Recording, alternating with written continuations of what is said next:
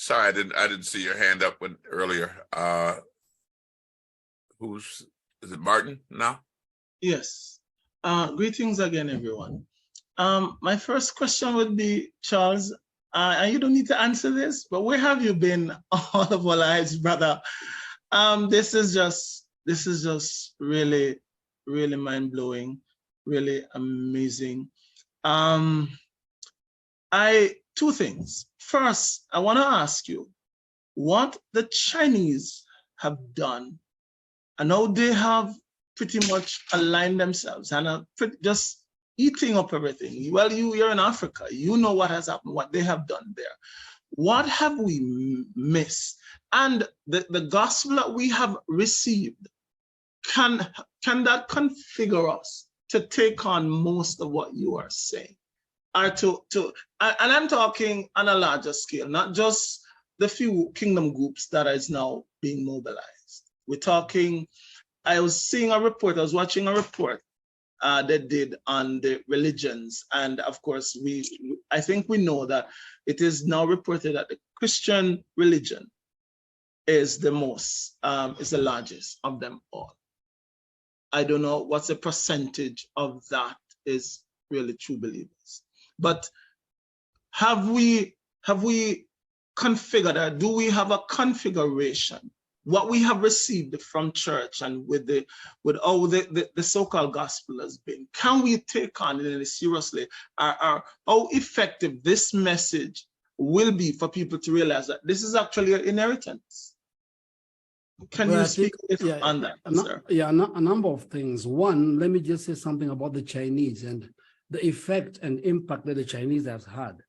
One of the things that the kingdom has to begin to move away from strongly is we have to move away from either extreme where we get our data from.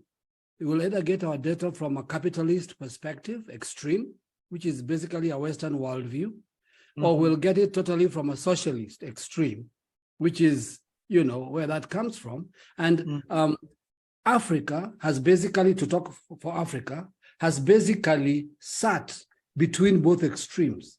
And we have different experiences for that. So the first extreme comes from the West. And Africa's experience from the West is an experience of exploitation, in the sense that raw is taken away, gold, whatever it is, slaves, whatever it takes to build whatever economies. And one of the things that the West gave, especially Kenya, like the Commonwealth, gave us education while still taking away the values. So that was one model, okay? Now the Chinese come in and the West are warning us against the Chinese, and that's really amusing in all its forms, because you're telling us, listen, I'm not through robbing you yet, but be careful, there's a new thief on the block. And this guy is really bad, And so the African context is interesting. The Chinese kind of worked something out. They realized two things. They realized if they can build some infrastructure, it's going to help them. I mean, obviously they'll build great roads to our seas, so that they have got easy highways to move out materials and stuff. But you know what? We have roads where we had none. And so the logic with most African countries is the second thief leaves something to glean. And there's some way to take off from that. So either way, the scenario we have is that I've come to stop looking at it west-west or east-east, and to say within West, there is kingdom people. Within East, there is kingdom people. So we need to find them from an ecclesial perspective, lock in with them, interact with them, so we have Trojan horses in the systems that get things to work, as opposed to wholesalely looking at it as Chinese, because there's a huge kingdom community within the Chinese. There's a huge kingdom community within the West. So it's not all wholesale evil, so to speak, just like not everybody in Africa is begging, and not everybody in Africa, you see, this is the whole idea. So if we get that right, and the ecclesia is the only answer to this, that can bring us to a space That's why I talk about a kingdom blockchain. When I say kingdom blockchain, it means somebody is going to be sitting in China who is Chinese, but he's ecclesia.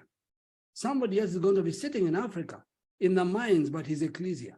Somebody else is going to be sitting in Dubai, handling the exchanges and the trades. And somebody is going to give us an apostolic architecture.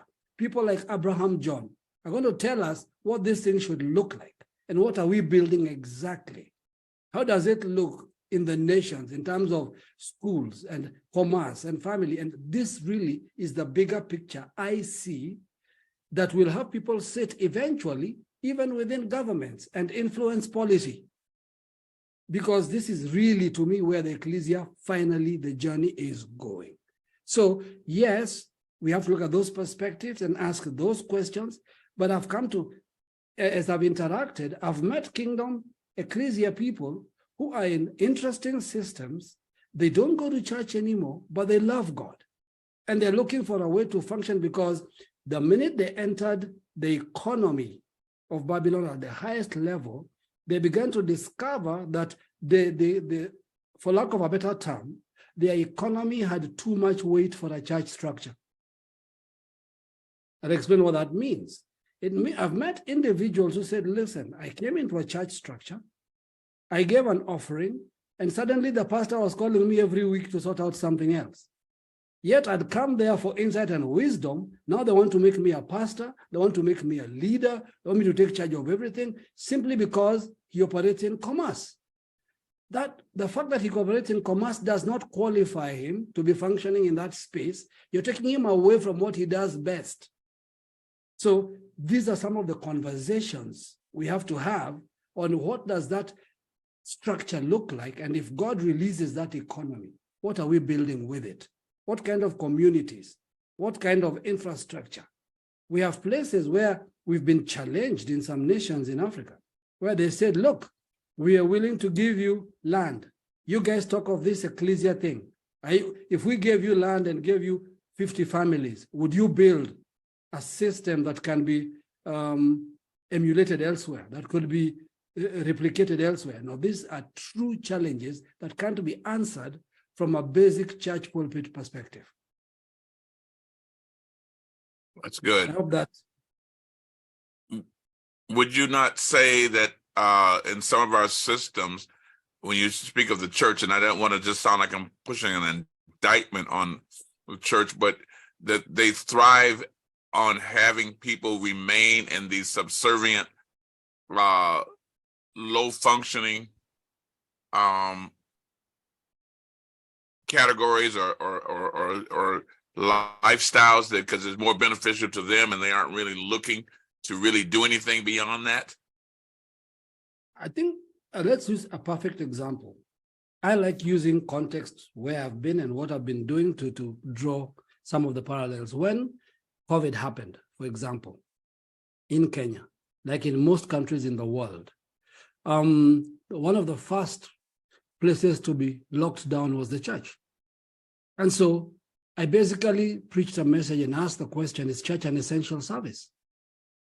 You know, because if it's an essential service, we have countries in Africa which ran for almost 18 months without church, close to 2 years. And pastors were angry, they ranted, they complained, they cursed, nothing changed. The problem was this.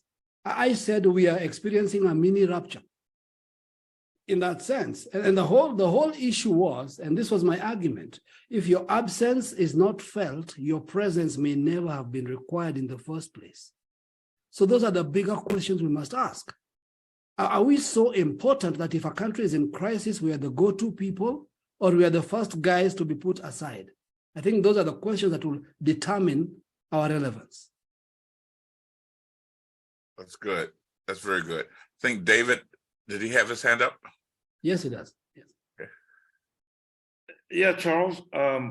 Good evening, good night, good afternoon, good morning to all. Hello, David. Yes. My question is, once you have citizens of the kingdom that are operating in their gifting and they're functioning in these different areas, how much autonomy does each one of them have? Can you just share with us a little bit of, in a practical way, you know, the old religious traditional way is that the pastor's in charge of everything. And if you're going to buy a toothpick, you got to call him to be able to buy it. And if you're going to do this, you got to run it through the board. And if you're going to do that, you got to. So, in your experience, Yes. walking this out, talk to us a little bit about the autonomy that either an individual has or a company or a group that are carrying out some of these called out activities. All right. I like some of the queries you've had because all of us have experienced them. I think it starts with the understanding. I think that began with Jesus. When Jesus was done, he said, go. He didn't say gather. I mean, that's really the first issue. They didn't start the first church of Jesus in Jerusalem. You know, they basically were deployed. And I think for me, what began to happen as we began to transit what we were doing, when God basically said that the revelation I give you is for people to take and go and function where they should be, is not for you to supervise their functioning. And that became a revelation for me. It basically meant that I probably would not see half the impact of what I teach because the people walking in it may never ever meet me. Yet, I'd be comfortable still releasing that truth. The church model was based on us gathering so that we can measure our own impact and see our success.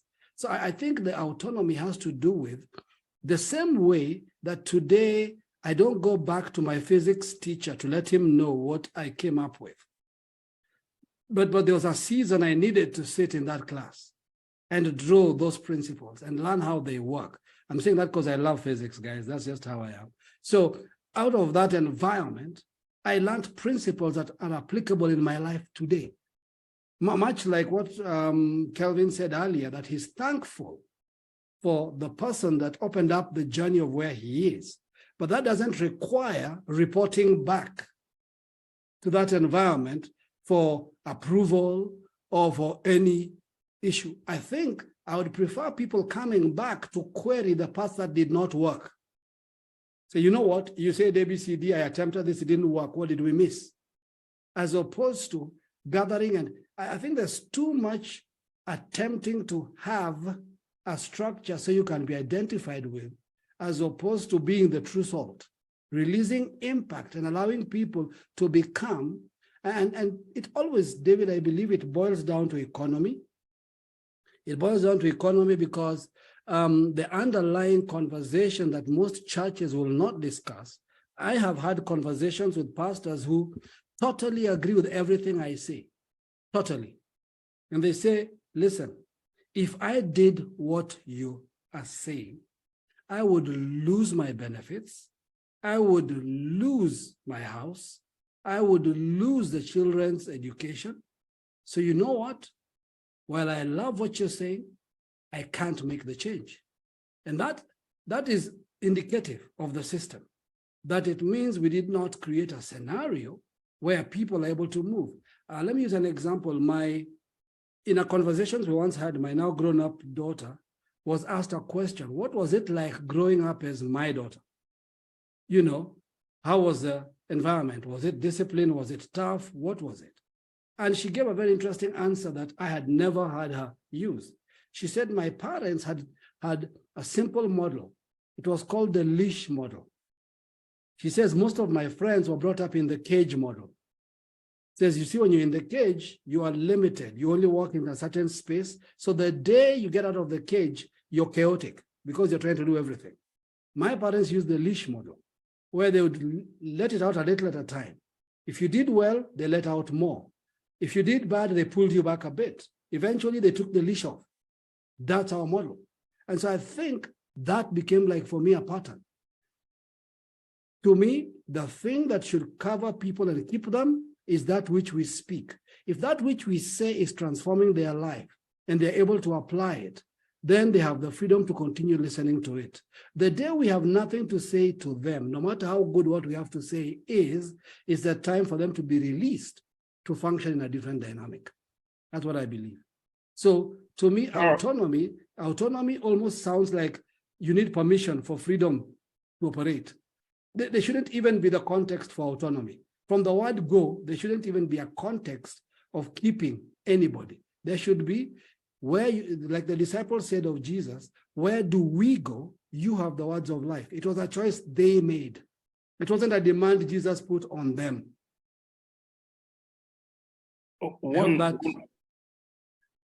One more area, Charles, just to touch on. What do you do from a financial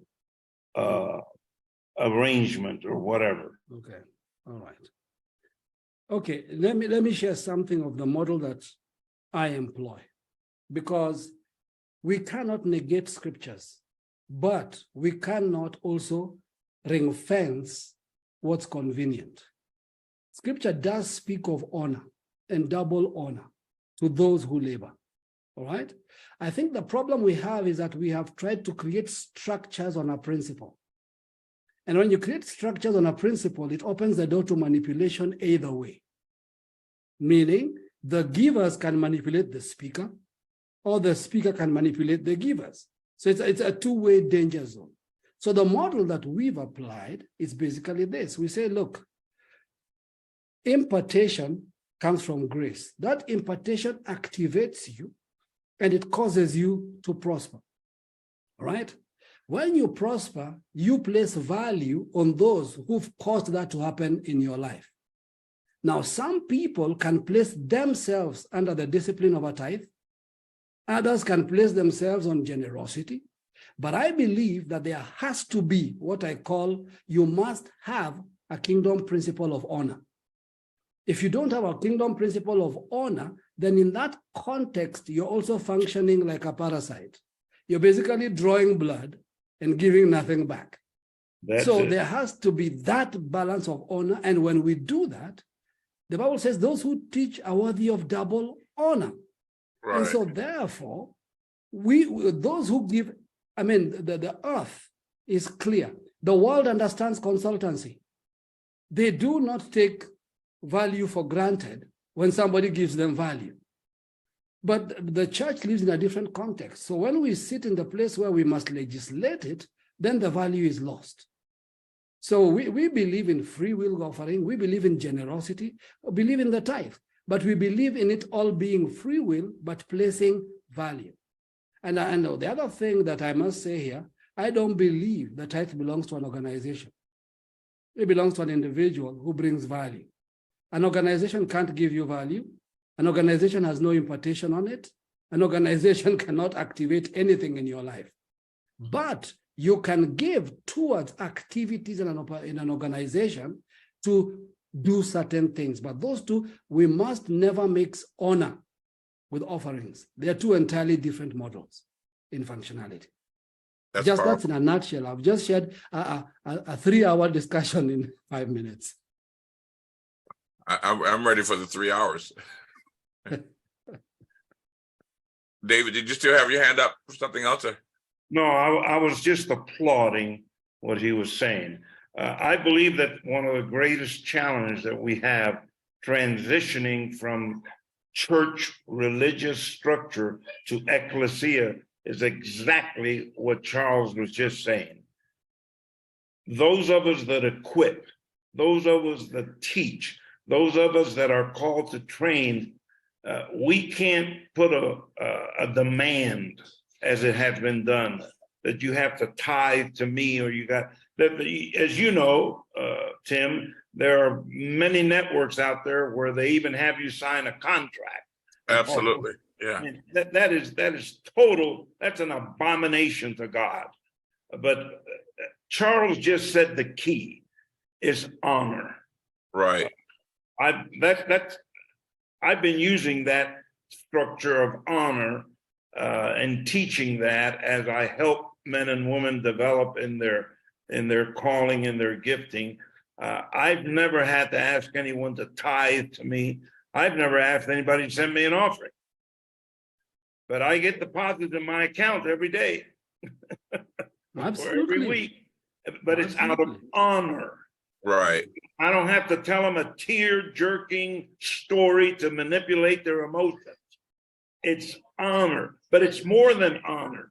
It's also because they see that you imparted to them what really brought purpose and joy and fulfillment to their life, and they with joy they honor you. And this is a major area that I even see people today that have the so-called ecclesia and they talk kingdom, but they still want the old religious, financial, and drawing, putting the people on guilt trips and all this. And so thank you, Charles. Just appreciate what you said. I think this conversation is awesome, what we're talking about today, because this is truly kingdom economy. Amen.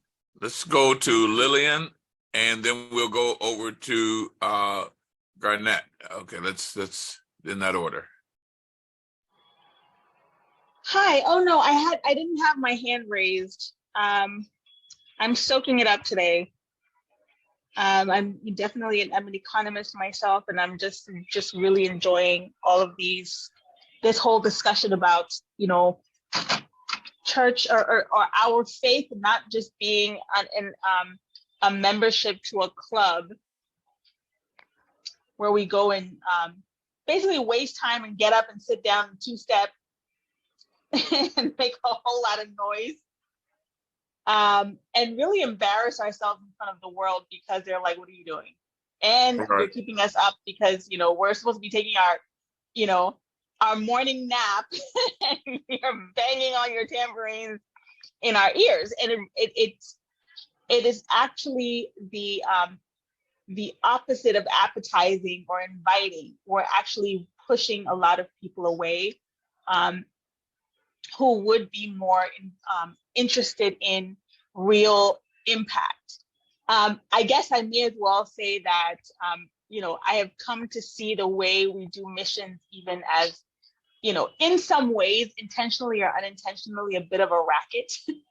Because you have a lot of, you know, yes, you have the kind of, you know, the churches donating to missions abroad, but then you have Christian, quote unquote, Christian organizations that, you know, their stated mission is to shape policy, whether it's in the health sector or whatnot. But their corporate governance structures, they themselves are not necessarily looking for, you know, Christian talent, but whether they are or not, they're bringing in talent from the world to be consultants and you know, policy analysts and health professionals and what have you. But then even the corporate governance in those spaces is so poor that they themselves as an organization and as a structure are not being a witness to those people who are not believers or who are not sort of, you know, maybe nominally Christian, but not really practicing, if you will. And so, yes, it's really exciting to,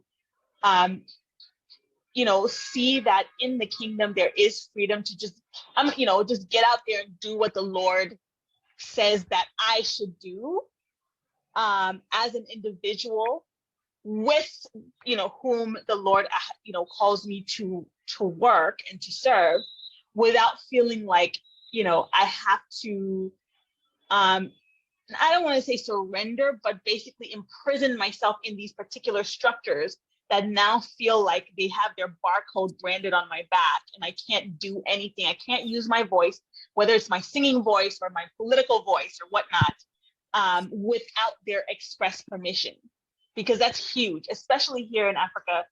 It's not just about being an affluent person and feeling like I know good and well if I give this pastor, you know, something one time, I will never hear the end of it because they will just become another weight on my shoulders and another personal responsibility that's not necessarily, without necessarily feeling as if I'm getting anything back in terms of them adding value to my life. So this has all been really freeing. Thank you so much. I think with everything that Charles is talking about is a real, what we call things disruptors. And I think this really is, and it's not in the real truest sense of a disruptor because it's what should be in the first place. It's just that we have to learn how to recalibrate ourselves to align ourselves with what he is talking about. Let's go to Garnett, and then we'll go from there. Afternoon, good evening, good night, wherever you are. All right. I really believe that tonight this meeting is really a place to absorb, and my sister said a while ago, soak in the wisdom. Yes. But a couple of things popping up right throughout the conversations, and the conversations have been exceedingly rich so far. And I've been thinking about this also, the interplay between maturity and freedom. In a sense, one could argue that maturity requires freedom. But in another sense, one could also argue that freedom requires maturity. And the systems we put in place, it is clear that the church structures, we have outgrown those, and those are decayed and they are fossilized. That is clear for all of us to see. But it's also clear that the term ecclesia is being used maybe by many who do not yet understand the full scope of the term.